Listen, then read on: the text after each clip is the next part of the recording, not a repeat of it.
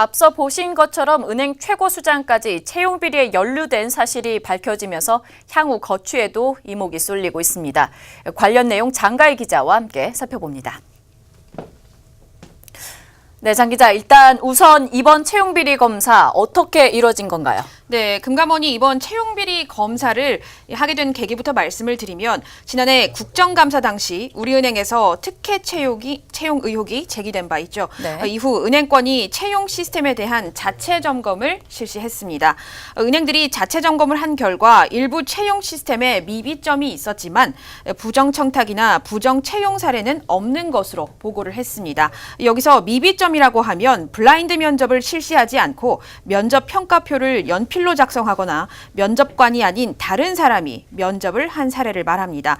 이후 금감원이 자체 점검이 적정했는지, 채용 비리가 실제 전무했는지를 적발하기 위해서 현장 검사에 나섰고 지난 24일까지 검사가 이루어졌습니다. 이 대상은 KB국민은행을 포함한 11곳입니다. KB국민은행은 윤 회장이 처조카를 합격시켜준 사실이 적발됐어요. 네, 이 KB국민은행에선 지난 2015년 신규 채용 당시 이 채용 청탁에 따른 특혜 채용 3건이 발견이 됐습니다. 이 중 윤 회장의 처조카가 서류 전형과 1차 면접에서 최하위였다가 2차 때 최고 등급을 받고 120명 중 4등으로 최종 합격을 한 겁니다. 이에 대해 KB금융지주는 바로 해명 보도자료를 냈는데요. 이 채용과 관련해서 논란이 되는 직원들은 정상적인 기준과 절차에 의해서 채용이 됐다, 이렇게 전했습니다. 금감원의 조사가 사실이 아니다 이렇게 반박하는 건가요? 네, 그렇습니다. 그런데 만약 검찰 수사 결과 이 채용 비리 정황이 사실로 드러난다면 금감원의 중징계를 피할 수 없을 것으로 보입니다. 이 금융위원회는 지난달 29일 2018년 업무계획 보고에서 이 금융회사 채용 비리 의혹이 사실로 드러난다면 이 금융회사 이사회에 CEO와 감사, 해임을 건의하겠다, 이렇게 명시했습니다.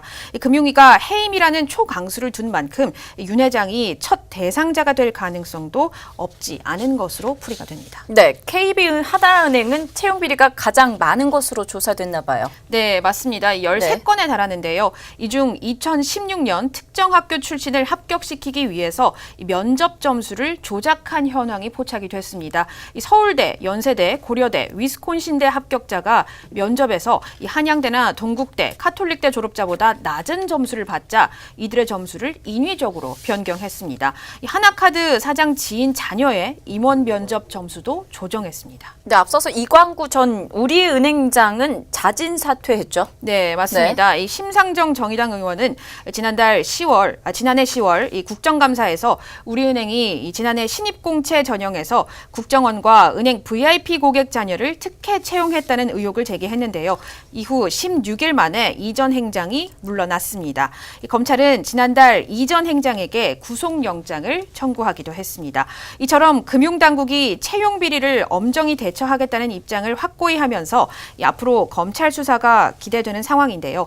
금융권 관계자들은 옳게 왔다는 반응을 보이면서 새 정부 출범 이후 전 정권과 연관된 인물들을 모두 낙마시키기 위해 흔들기에 들어간 것이 아니냐, 이런 목소리를 내기도 했습니다. 그러면서 외풍이 예상했던 것보다 거세다는 반응도 있었습니다. 네, 이 밖에도 광주, 부산, 대구은행도 좀 채용 비리가 포착됐나 봐요. 국민과 하나가 유독 부각되는 거 아닌가 싶은데요. 네, 이 윤 회장과 김 회장은 모두 이 셀프 연임 논란으로 금융당국과 마찰을 빚어왔습니다. 이 금감원에서는 회장 후보 추천위원회 구성과 이 CEO 승계 프로그램이 불공정하다고 계속해서 지적을 해왔는데요. 윤 회장은 지난 9월 연임에 성공했고 김 회장은 3년임을 눈앞에 두고 있는 상황입니다. 특히 김 회장의 경우에는 불만을 스스럼 없이 표출하기도 했는데요. 앞으로 검찰 수사 결과를 지켜봐야 할 것 같습니다. 네, 오늘 말씀 여기까지 듣겠습니다. 지금까지 장가희 기자와 함께했습니다.